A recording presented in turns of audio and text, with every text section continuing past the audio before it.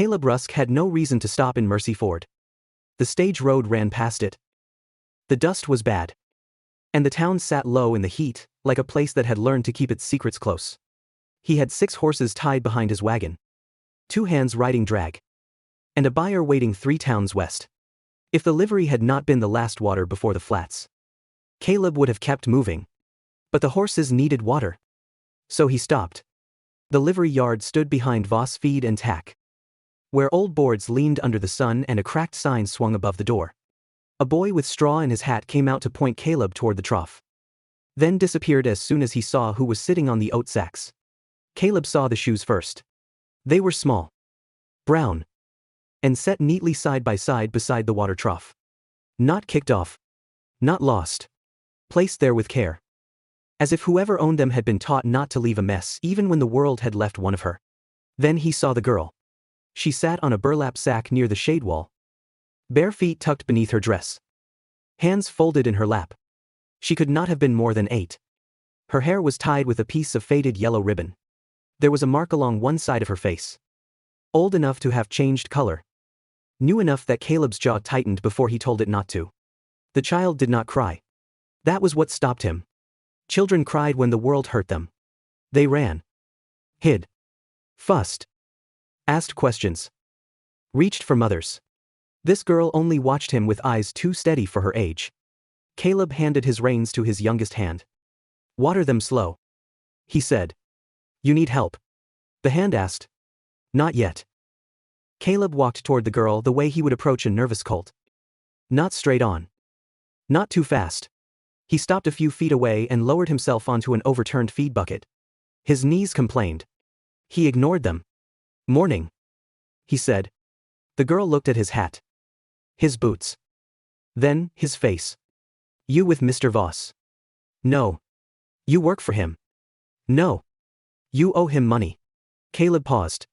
Not that I know of. That answer seemed to matter. The girl looked down at her hands. What's your name? Caleb asked. Nell Bell. Where are your shoes? Nell Bell. She looked toward the trough. There. I can see that. I didn't want them getting wet. The trough was 10 feet away. Caleb let the silence sit. The livery yard had gone strange around them. The boy from before watched from the stable door. Then stepped back when Caleb turned his head. Across the street. The feed store curtain shifted and dropped. Mercy Ford was awake. It was also pretending not to be. You waiting on somebody? Caleb asked. Nell shook her head. You hungry? No. Sir. She said it too quickly. Caleb stood and went into Voss Feed and Tack. The man behind the counter was wide. Gray at the beard. And careful with his eyes. 2 pecan pies. Caleb said. And coffee. The man wrapped the pies in brown paper. That girl outside. Caleb said. The man's hands slowed. Nell Bell. She been out there long. Don't keep count of every child in the road. She looks like somebody ought to. The man looked toward the window. You ain't from here. No. Then take your horses. Take your coffee. And keep that blessing. Caleb studied him. Why? The man leaned closer. Voice low. Because Harlan Voss owns the note on half this town. Owns the freight sheds. Owns the livery lease. Sheriff keeps his chair because Voss lets him sit in it. That girl's kin to him. And that makes her safe. The man did not answer. That was answer enough. Caleb took the pies and walked back outside. Nell was still there. Same place. Same still hands. He gave her 1 pie without moving too close. She took it with both hands and held it like she was not sure she had the right. Your grandmother lived near here? Caleb asked. Her eyes lifted. Who told you that? No one. I'm asking. Birch Lane. She said. Blue house. Porch lantern. Does she know you're here? Nell looked toward the street. Sometimes she knows where to look. Caleb felt something inside him shift. Long ago. His own daughter had waited at windows. He had told himself then that leaving was cleaner than staying wrong. A man could make a story sound decent if he needed it badly enough. But a child always knew the difference. Nell took 1 small bite of the pie. People don't stay in Mercy Ford, she said. Unless Mr. Voss lets them. Caleb looked toward the feed store. then down the stage road where the West waited. Open and easy. His horses drank behind him. His buyer could wait. Caleb picked up Nell's shoes and set them beside her feet. Then, I reckon, he said, Mr. Voss and I are about to disappoint each other. Nell put the shoes on without being asked. She tied the laces slowly, like a child who had learned that doing small things right could keep larger trouble away. Caleb did not hurry her. He stood beside the water trough, one hand resting on the rail, watching the street. Watch them. Mercy Ford was not a large town. That made the silence worse. A man could feel every curtain shift, every face turn away, every mouth choose not to speak. When Nell stood, the peach hand pie still wrapped in one hand, Caleb nodded toward the wagon. I can walk you to Birch Lane. She looked at his horses. You got somewhere to be. I did. You don't now. Not just this minute. She studied him, careful as a banker with a bad coin. Then she stepped toward the wagon. His youngest hand, Bobby, watched from near the team. Boss, he asked. Water the horses. Keep them shaded. How long? Caleb looked down the street toward the row of false front stores. The dry goods porch. The sheriff office with its single fly-specked window. Long enough. Nell climbed onto the wagon seat by herself. Caleb noticed that too. She accepted no hand up. But she did not look proud of it. It was just habit. He walked the wagon slow through Mercy Ford. No one stopped them. That told him more than if someone had. Birch Lane sat at the east edge of town, where the dust thinned, and the houses had small gardens fenced against goats. The blue house was easy to find. Its paint had faded near white, but a lantern hung from the porch beam, unlit in the morning sun. Nell looked at it before she looked at the door. She leaves it there, she said. For you? Nell nodded once. Caleb pulled the wagon to a stop. The door opened before he could climb down. Ada Bell stood in the doorway, small and straight, with silver hair pinned tight and flower on one sleeve. Her eyes went first to Nell's face, then to Caleb, then to the street behind them. She had been expecting trouble for so long that even help looked like another shape of it. Nell, she said. The child went to her. Not fast. Not dramatic. She simply crossed the porch and let Ada pull her close. The old woman held her with both hands, eyes shut for one hard second. Then she opened them and looked at Caleb. You brought her? Yes. Ma'am. You from town? No. Good. Ada said. Come in before somebody decides to be brave from across the street. Her kitchen smelled of coffee, peach, and wood smoke. A bowl of beans sat cooling near the stove. A Bible lay beside a stack of mending. And on the wall hung a small framed photograph of a woman with Nell's eyes. Ada set Nell at the table and poured milk into a tin cup. She gave the girl another piece of pie, then turned to Caleb. You found her at the livery? Yes. Did she tell you? She told me enough. Ada's face tightened. But she did not ask for details in front of the child. Caleb respected her for that. Nell ate in small bites, listening while pretending not to. Ada lowered her voice. I have gone to Sheriff Toll 3 times. I have gone to Reverend Pike twice. I have gone to the school principal and to Dr. Marin. Every one of them looked sorry. Not one of them moved. Harlan Voss, Caleb said. Ada's mouth went flat. Harlan Voss owns the ground under the bank, holds the freight contract, carries half the town's debt in his desk drawer. Folks around here don't ask what is right until they know what it will cost them. And Nell's father? Ada looked toward the photograph on the wall. Jonah was not always what he is now. Losing Ruth hollowed him out. But grief does not excuse what a man lets himself become. Nell's spoon stopped. Ada saw it and changed her tone. Eat, child. Nell obeyed. A knock came at the back door. Caleb turned. Ada did not seem surprised. That'll be Miss Ward. A woman stepped in carrying 2 school books and a small cloth satchel. She was in her 30s. Plain dressed, with dark hair tucked under a straw hat and eyes that took in the room before resting on Caleb. Nell, she said gently. Miss Ward. The girl sat a little straighter. Elise Ward set the books on the table. You left these Friday. I know. I figured you might want them.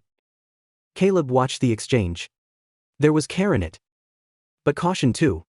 Elise did not touch the child. She knew better than to offer comfort like a demand. Ada nodded toward Caleb. This is Mr. Rusk. He brought her from the livery. Elise turned to him. Passing through. That was the plan. It usually is. There was no insult in her voice. Only experience. Caleb accepted the hit because it was fair. Ada poured coffee.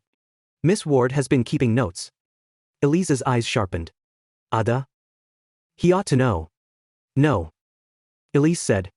He ought to prove he is staying before he knows anything worth burning. Nell looked up then. The room went still around the child's silence. Caleb looked at Elise. Then at Ada. Then finally at Nell. I don't know yet how long I can stay. He said. But I know I'm not leaving before supper. It was not enough. He knew it the moment he said it. Nell nodded anyway. As if small promises were the only kind she trusted. Outside. Wind moved the porch lantern on its hook. It tapped once against the beam. A soft sound. A waiting sound. And Caleb understood that in this house. That lantern did not burn for welcome. It burned because someone had spent too many nights hoping a child would find her way back. Caleb found Deputy Amos Pike at the telegraph office just after first bell. Not inside. Outside. The young deputy stood under the narrow awning with a tin cup of coffee in one hand and a biscuit wrapped in paper in the other. His badge was pinned straight. But the silver had gone dull from dust and use. He looked too young to have the kind of tired eyes he carried. Caleb stepped up beside him. You, Amos Pike. The deputy looked him over. Hat. Quat. Boots. Road dust. And a face that did not belong to Mercy Ford. Depends who's asking. Caleb Rusk. That means something. Not to you. Amos took one slow drink of coffee. Then what do you want? Mr. Rusk. Nell Bell. The deputy's hand tightened around the cup. That was all Caleb needed to see. You know her. Caleb said. Everybody knows her. No. Everybody knows of her. That ain't the same. Amos looked toward the street. Two women had stopped near the dry goods window. Pretending to look at cloth while listening with both ears. He lowered his voice. This town is not kind to men who dig under Voss family dirt. Didn't ask if it was kind. No. Amos said. Men like you usually don't. Caleb let that pass. I heard you filed something once. The deputy's jaw worked once. Who told you that? Does it matter? It does if they want to keep a roof. Caleb studied him. So it's true. Amos looked down at his coffee. I wrote a complaint last winter. Signed it. Put it through proper. By sundown. Sheriff Tull called me in and said I had overstepped. By morning. The paper was gone from the office book. Harlan Voss. Amos gave a short, humorless breath. In Mercy Ford. A paper don't disappear unless a Voss wants the table clean. You keep a copy. The deputy did not answer right away. Then he said. Maybe. That was the second thing Caleb needed. He left Amos at the telegraph office and crossed to the schoolhouse, where children's voices rose and fell through the open windows. Elise Ward stood at the front of the room, chalk in hand, teaching sums to 12 restless bodies in one room heat. She saw Caleb at the door. She did not stop the lesson. That told him something about her. When the children were sent outside for noon, Elise remained by her desk, stacking primers with the care of someone trying not to show her hands were unsteady. You spoke to Amos. She said. Yes. And now you want my book. I want to know what's in it. That is not the same thing. No. She looked toward the windows. Children were playing near the yard fence. But Nell was not among them. Elise went to the stove, lifted a loose floorboard behind it, and took out a small brown school ledger wrapped in cloth. She set it on the desk between them. I was told to burn it. She said. By who? Principal Hodge. After Harlan Voss paid for the new roof. Caleb looked at the ledger. Elise opened it. Dates.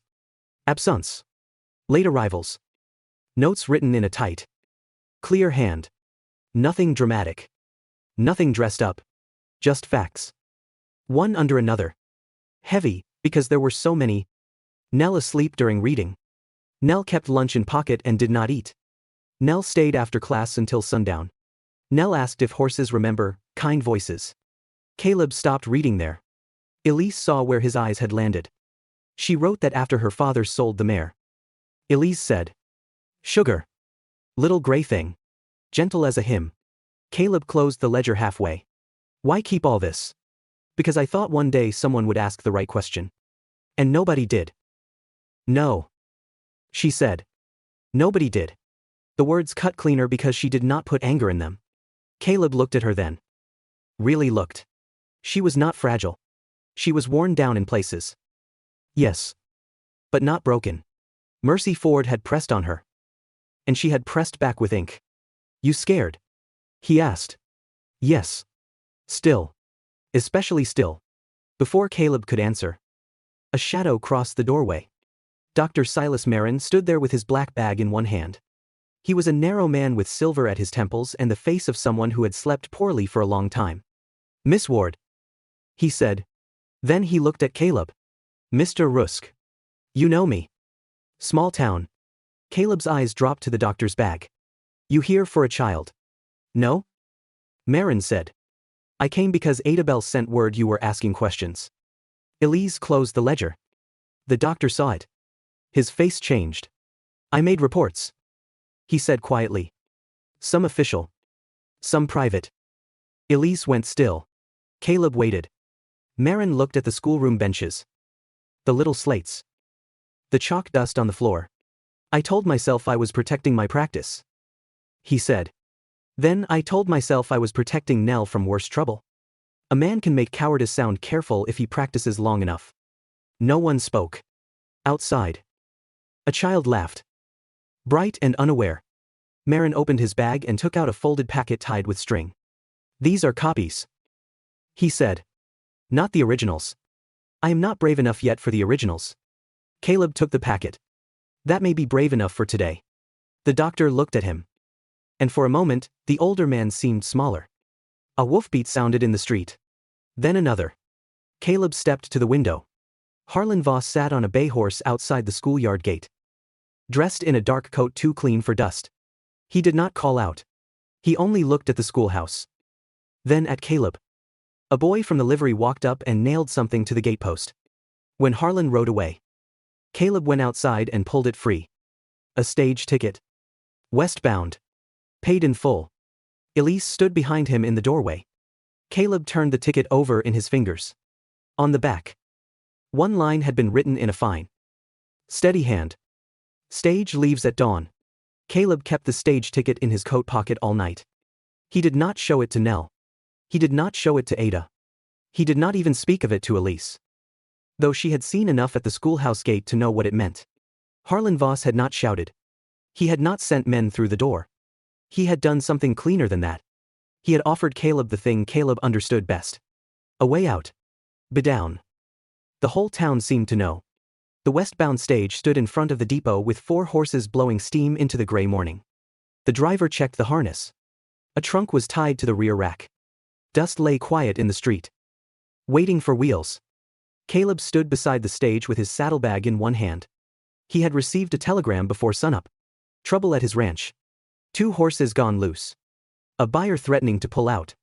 One of his hands had written only what mattered and wasted no ink. Need you back. Caleb read it 3 times. Then he folded it and put it with the ticket. He told himself a man had duties. He told himself Nell had Ada now. Elise had the book. Amos had his copy. Dr. Marin had finally begun to remember he had a spine. Maybe Caleb had done enough. That was how leaving always started. With a sentence that sounded reasonable. The depot door opened behind him. Elise Ward stepped onto the platform, carrying the brown school ledger under one arm. She wore a plain coat. Her hair pinned back hard against the morning wind. She looked at the stage. Then at his saddlebag. So this is your answer. She said. Caleb did not turn right away. My ranch sent word. I heard. Then you know it's not nothing. I never said it was. The driver spat into the dust and pretended not to listen. Elise came down the steps. Harlan filed a petition last night. Says Ada Bell is unfit. Says I'm a bitter schoolteacher. Says Amos is trying to shame the sheriff. And says you're a stranger stirring trouble for money. Caleb looked at her then. Money. He had to choose something. A tired smile almost came to Caleb's face. It did not stay. Elise held his eyes. If you leave now. He gets to say he was right. That this was never about Nell. Just a drifter making noise and riding on. His jaw tightened. You think I don't know that? I think you know it better than most. The words landed low. Caleb looked past her toward Birch Lane. Ada's porch lantern was still burning, small and pale in the morning light. On the depot step sat Nell's old shoes. Caleb stared at them. They were the same shoes from the livery trough. Clean now. Set together. Not thrown. Not forgotten. Placed. Elise saw his face change. She left them there? He asked. Elise nodded. She saw you from Ada's window. Caleb shut his eyes for 1 second. That was worse than tears. Worse than pleading. Nell had not come to stop him. She had not begged. She had simply put the shoes where he would see them and let him decide what kind of man he was. I got a daughter. Caleb said quietly. I know. No. You don't. His voice was rougher now. I left her when she was 12. Told myself her mother could do better without me. Told myself a road man staying wrong was worse than a road man leaving clean. Elise did not soften. Was it? Caleb looked at her. I don't know anymore. That may be the first honest thing you've said since you rode in. The stage driver called. Leaving west. Caleb looked at the stage. Then at the shoes. Then down the street. Where Mercy Ford stood quiet behind windows. Waiting to see whether one more man would do what men had always done. He took the paid ticket from his coat pocket. For a long moment. He held it between 2 fingers.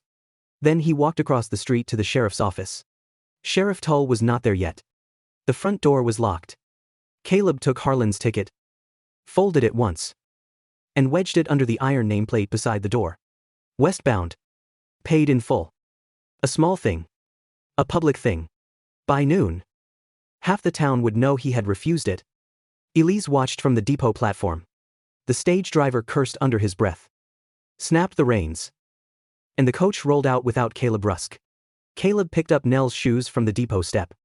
Elise came down to meet him. What now? She asked. Now Harlan knows I'm staying. That won't make him quieter. No. Caleb said. It'll make him honest about being afraid. A rider appeared at the far end of the street. Coming fast from the Voss place. Caleb tucked Nell's shoes under one arm and turned toward Birch Lane.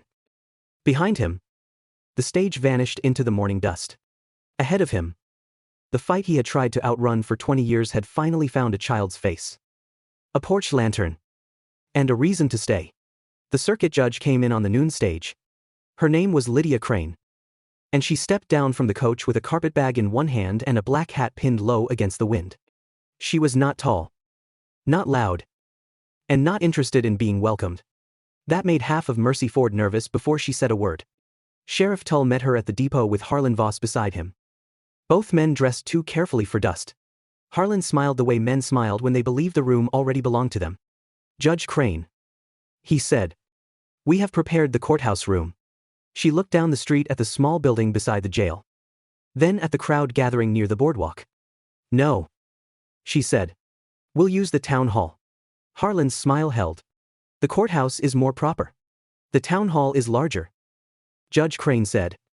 And from what I hear, this town has spent years making a private matter out of something public. That was the first crack. By 2 o'clock. The hall was full. Benches had been dragged in from the church. Men stood along the walls with hats in their hands. Women sat stiff-backed near the front. Sewing baskets at their feet, though no one touched a needle. Nell waited in Ada's kitchen with Bobby on the porch and the lantern burning. Because Caleb had asked that she not be brought into the room until the judge called for her. Harlan brought a lawyer from Abilene. A narrow man named Clegg with clean cuffs and a voice smooth enough to oil hinges. He spoke first. He talked about family grief. About Jonah Bell losing his wife. About Ada being too old. Too emotional. Too bitter toward the Voss name. He called Caleb a drifter. Elise a frustrated schoolteacher. Amos a deputy with ambition. And Dr. Marin a frightened man trying to save his reputation. Caleb sat still through all of it. Elise sat 2 benches ahead of him. The school ledger in her lap. Her hands did not move. When Clegg finally finished, Judge Crane turned to her. Miss Ward. Elise stood. The room changed. Not much. Just enough. She walked to the front and set the brown ledger on the table. This is my school absence book. she said. I kept it because I could not make anyone listen when I spoke. Clegg rose. Your Honor. A schoolteacher's private notes are hardly. Sit down. Judge Crane said. He sat. Elise opened the book. She did not read every line. She did not need to. She read dates. Missed lessons. Days Nell stayed late because going home scared her more than punishment for being late. Small facts. Quiet facts. The kind Mercy Ford had stepped around for years. Then Amos Pike placed his complaint beside the ledger. Sheriff told me it was gone. He said. So I kept my own copy. Sheriff Tull looked at the floor. Dr. Marin came next. He set down a leather packet tied with string. These are my private notes. He said. His voice was low. But it carried. They do not match the reports I filed. That is my shame. And I will answer for it. A murmur moved through the hall. Harlan did not move. But Caleb saw his jaw tighten. Then the owner of Voss, Feed and Tack, stood from the back wall. Frank Lyle. The same man who had warned Caleb to leave. I told that child she brought trouble. Frank said. I let her sit outside my store because I was afraid of the man whose name was on my lease.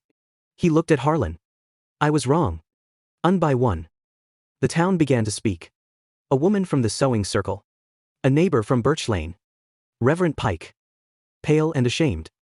Saying he had confused peace with silence. Each voice did not sound like much alone. Together. They filled the room.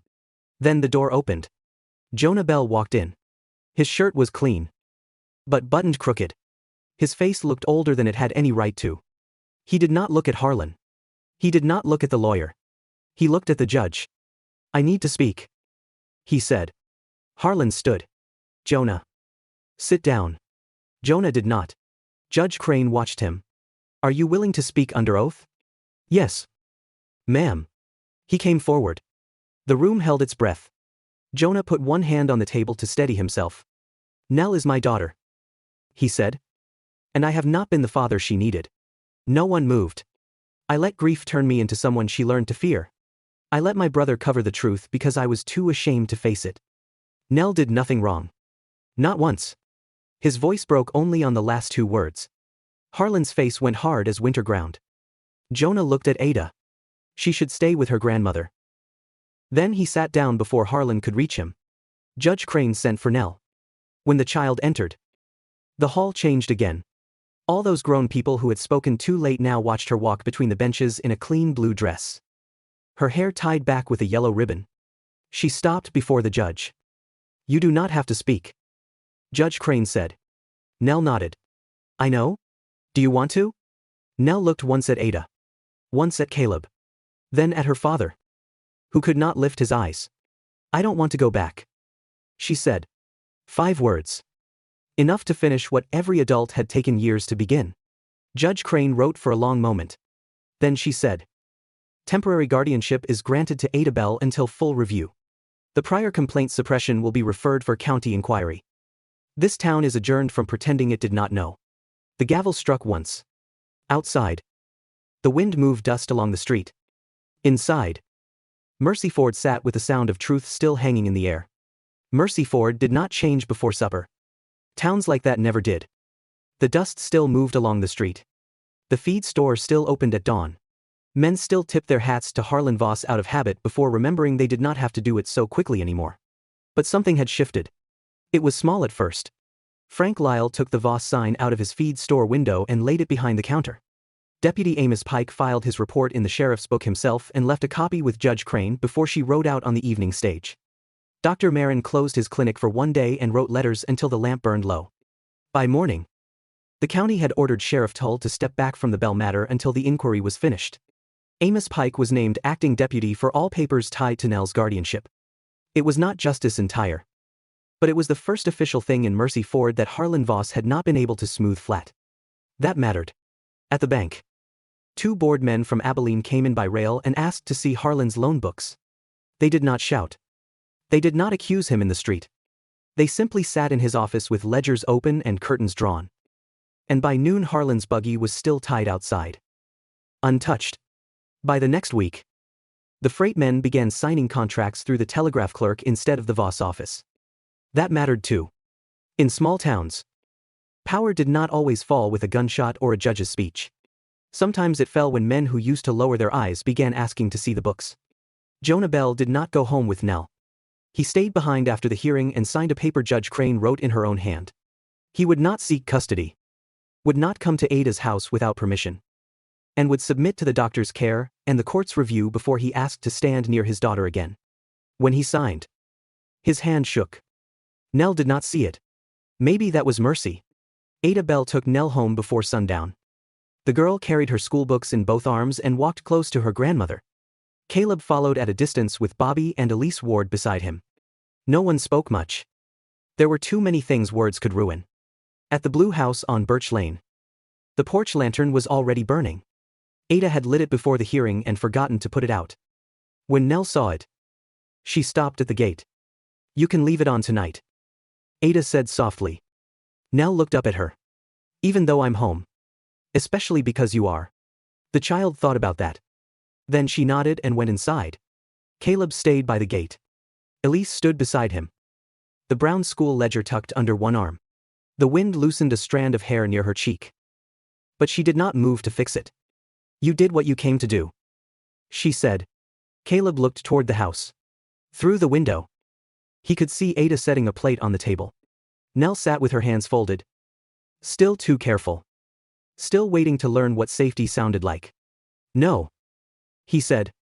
"I did what I should have done after I saw it." Elise glanced at him. "That is different." "It is to me." A stage bell rang faintly from town. Caleb looked west. He had a ranch waiting. Horses to recover. Men who had held things together longer than they should have had to. He could not pretend leaving Mercy Ford would cost him nothing. Elise seemed to read the thought. "You have to go back. For a while." Nell appeared at the screen door then. Barefoot again. But this time by choice. She held the doorframe with one hand. "You leaving?" she asked. Caleb walked up the path and stopped at the bottom step. "Yes." Her face closed a little. He saw it happen and hated himself for how familiar it looked. "But I'm coming back," he said. Grown men had probably said that to her before. Maybe not those words, but close enough. Nell did not answer. Caleb reached into his coat and pulled out a folded letter. "This is for my daughter," he said. "Her name is May. I haven't written her in years because I was ashamed and because shame can make a coward sound busy." Nell watched him. "I'm sending it tomorrow from the stage post. Miss Ward will see it go. When I come back, I'll bring whatever answer I get. If there is one." Elise's eyes moved to him then. Sharp and quiet. Nell looked at the letter like it weighed more than paper. "You promise?" Caleb did not answer fast. Fast promises had always been cheap. "Yes," he said. "I promise." 3 weeks later, the westbound stage came into Mercy Ford under a pale morning sky. By then, Judge Crane's second order had arrived by telegraph. Ada Bell's guardianship would stand through winter while the full review moved forward. Harlan's lawyer could still write letters. Harlan could still pay men to carry them. But Nell would not be moved like freight while grown men argued. That was the line Judge Crane had drawn. Nell was on Ada's porch when the stage stopped, wearing new brown shoes that still looked too stiff. The lantern hung above her. Unlit in daylight, but still there. Elise stood by the gate with a schoolbook in hand, pretending she had not been watching the road since breakfast. Caleb Rusk stepped down with dust on his coat, a saddlebag over one shoulder, and a sealed letter in his hand. Nell stared at him. "You came back." "I said I would." She looked at the letter. "Is that from May?" He nodded. "It is." Was she angry? Yes. Nell considered that. "Did you still read it?" "Every word." "What did she say?" Caleb looked at the letter, then toward the road behind him. "She said she does not know yet what to do with a father who finally learned how to write." He paused. "But she did not tell me to stop." Nell thought about that for a long moment. That sounds like a door not shut all the way. Caleb looked at her. Then he smiled. Tired and small. "I reckon it does." Ada opened the screen door. "You standing in the yard all morning? Or coming in for coffee?" Caleb looked at Elise. She gave him the smallest smile. Not a welcome that forgave everything. Not a promise of anything easy. Just room enough to begin. Before Caleb stepped through the gate, Nell picked up the old shoes from beside the porch. The same pair from the livery yard. Ada had cleaned them. But the leather still held its old shape. Nell looked at them for a long moment. Then she hung them by their laces on a nail near the porch lantern. Not hidden. Not worn. Just placed where she could see them and know she was not that child at the trough anymore. Caleb saw it. So did Elise. No one said a word. Some things did not need to disappear to lose their power. Inside the house. Coffee waited. A child's book lay open on the table. Down the street. Mercy Ford was learning. Slowly and uneasily. How to live with what it had finally said out loud. Caleb took off his hat before he entered. This time, he did not come in like a man passing through. This time, he came in like a man who knew the road back. This is a fictional story created for entertainment. Any resemblance to real people, places, or events is purely coincidental.